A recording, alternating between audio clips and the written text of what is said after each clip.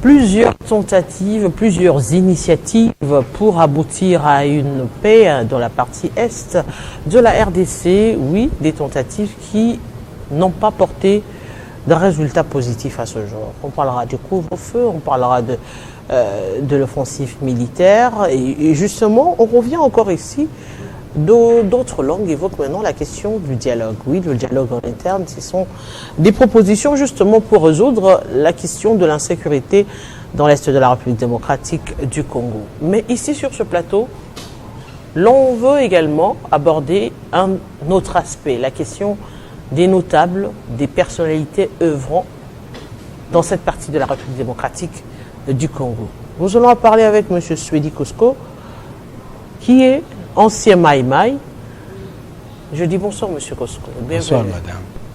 Aujourd'hui, on revient encore sur cette question d'insécurité à l'est de la République démocratique du Congo. On va parler du Nord Kivu.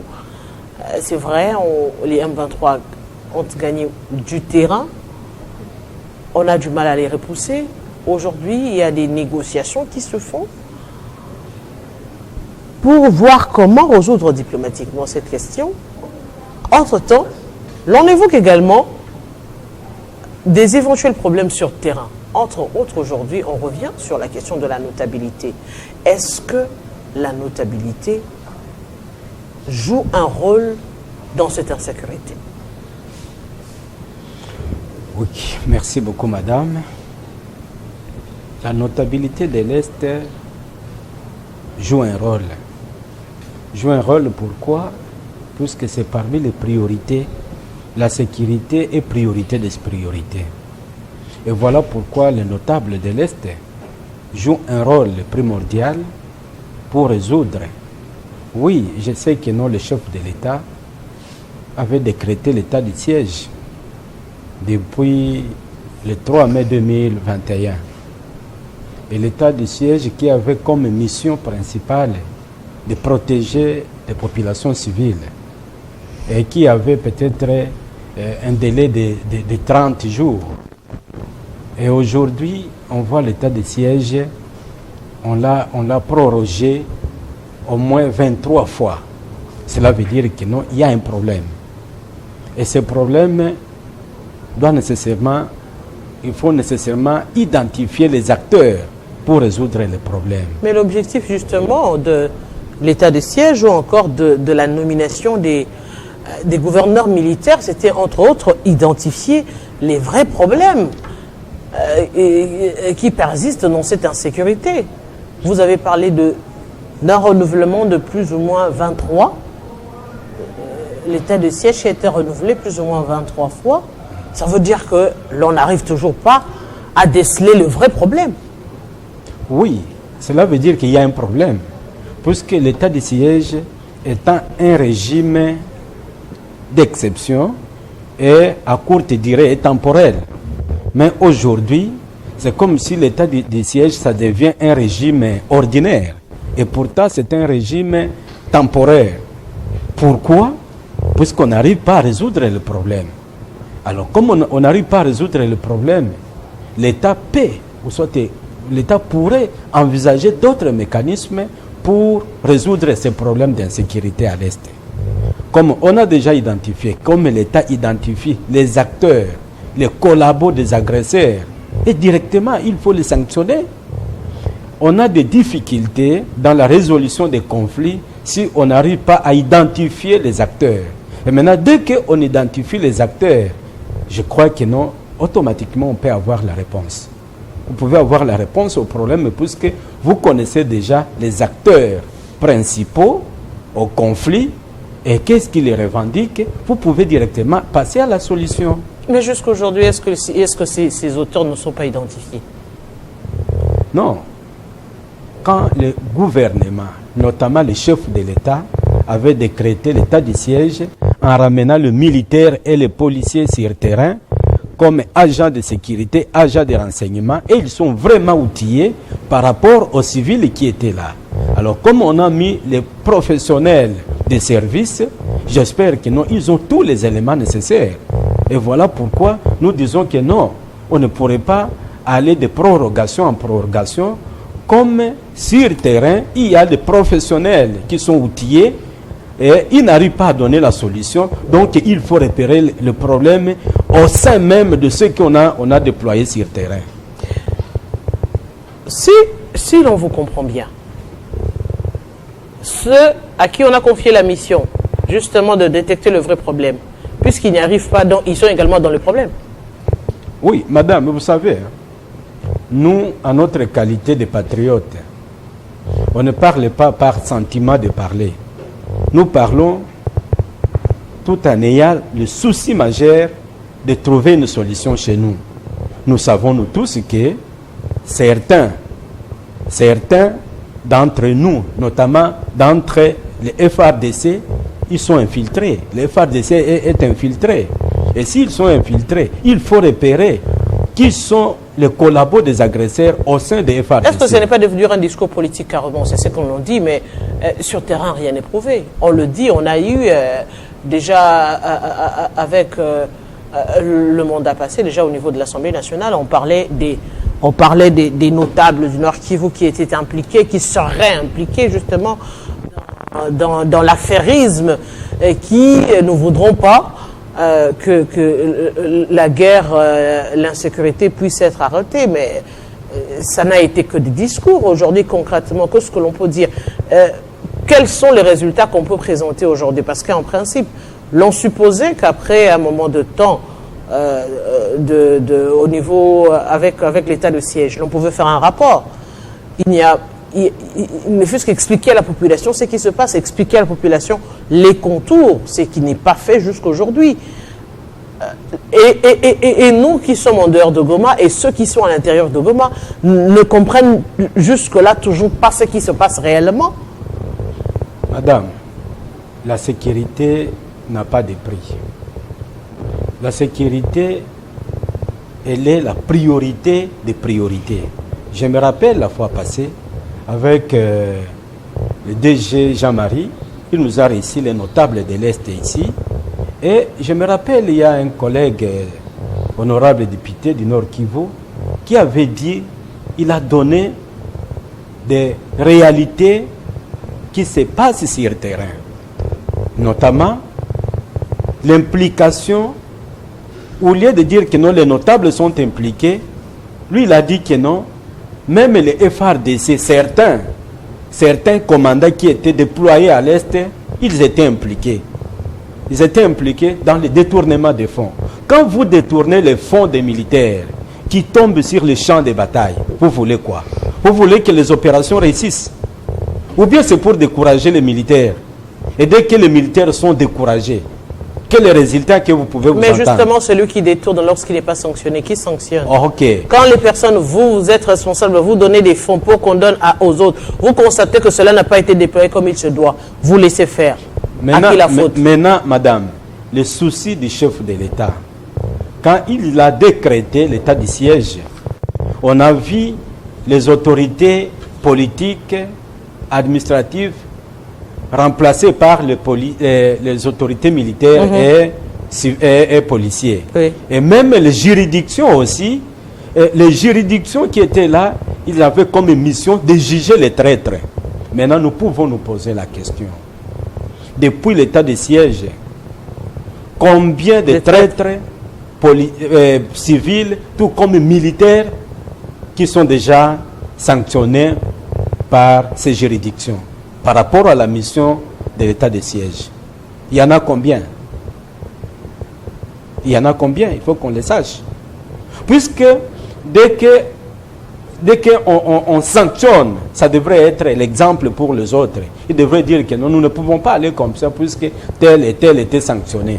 Et tant qu'il n'y a pas de sanctions, ils voient que non, c'est normal, ils continuent à détourner des fonds, ils continuent à trahir la nation. Et pourtant, la trahison de la nation a comme peine la mort.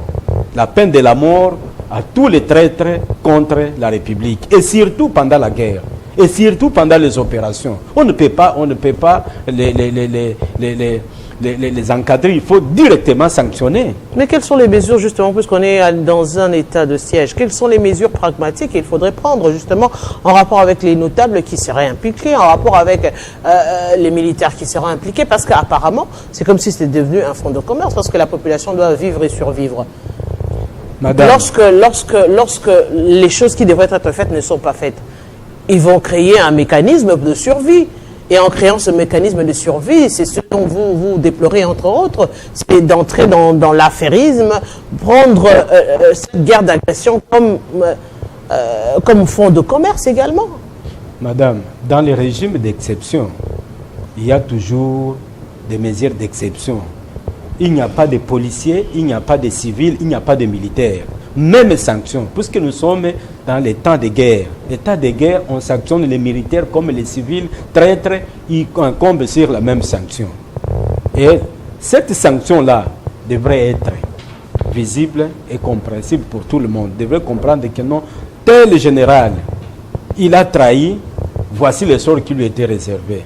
Tel militaire, tel civil, tel honorable député, tel acteur politique, il était sanctionné. Et ça devrait déjà inspirer les autres de dire que non, nous sommes dans un état exceptionnel, il faut adopter un comportement digne et patriotique. Mais dans quelques temps, ce sera la rentrée parlementaire. Nous avons vu par exemple des caucus de sénateurs qui sont ensemble avec comment dirais-je, ils ont rencontré le gouverneur de la ville de Goma, ils s'entretiennent avec le député provincial. Est-ce que ce ne sont pas là justement des mécanismes pour arriver à trouver des solutions, d'autant plus que les députés provinciaux ont comme mission justement de mieux connaître, en prétention de mieux connaître plutôt ce qui se passe au niveau de la province. Est-ce que ce ne sont pas aussi des solutions politiques qui pourraient aider la population de cette partie à trouver la paix? Oui, toutes les initiatives sont bonnes, y compris aussi l'implication de la société civile, acteurs sur terrain. La société civile devrait mettre à leur disposition tous les éléments nécessaires des traîtres, puisque le problème réside autour des traîtres. Tant Qui est traître et qui ne l'est pas? Non. C'est ça. Le vrai problème, c'est ça. Les traîtres, c'est à tous les niveaux. La crainte a été justement que la chose puisse être aussi politisée un tout petit peu. Parce que si ça veut rester dans le vrai sens, ça veut dire que toutes ces personnes qui détournent doivent être considérées comme de traîtres de la nation congolaise. Le traître, ce n'est pas par rapport à l'individu, c'est par rapport à la nation, par rapport aux missions qu'ils doivent réaliser vis-à-vis de la nation. Quand ils ne le respectent pas, ils sont en train de trahir cette nation. Mais justement, parlons-en, que ce soit à l'Est, que ce soit en Ituri, ou encore dans le Nord Kivu, ou encore dans la capitale, le siège des institutions. On n'a pas encore des traîtres. Non, madame, il semble que non, vous oubliez. Je me rappelle quand l'honorable président de l'Assemblée nationale, honoraire Mbosso, il avait dit que non, il a les éléments nécessaires. Mais ces éléments nécessaires, ici à la tribune, j'avais dit que non, ces éléments qui déversent auprès des services appropriés. Mais justement, est-ce qu'il serait dans l'obligation de déverser, ou plutôt, c'est les services attitrés qui devraient prendre cette information au sérieux et venir vers lui pour demander non, puisque c'est une grande autorité qui a dit des choses ouvertement, de vous demander à le prouver. Ce n'est pas seulement pour les journalistes qui sont à la télé, qui sont en train de parler, à qui on va sanctionner et autres. Mais lorsque les choses sont dites de la sorte, c'est quand même extrêmement grave. Que fait l'État dans pareil cas? Madame, vu la notoriété du président de l'Assemblée nationale, quand il dit de tels propos, et pour remettre les éléments au service attitré, on ne peut pas battre le tambour et tam-tam, non. Mais nous avons combien d'années déjà? Maintenant, ça, il faut vérifier. Il faut vérifier puisqu'il a fait son rôle et peut-être il a remis les services pour suivre un dossier. Il les suit selon leur professionnalisme et dès qu'il met la main, il y a la solution, j'espère. Que demanderez-vous justement à la population, cette population qui actuellement ne sait à quel sens ouvrir? Nous avons vu à travers les médias sociaux, après l'enterrement de plus de 200 déplacés, 200 victimes, 200 déplacés qui étaient dans les camps des déplacés, on a vu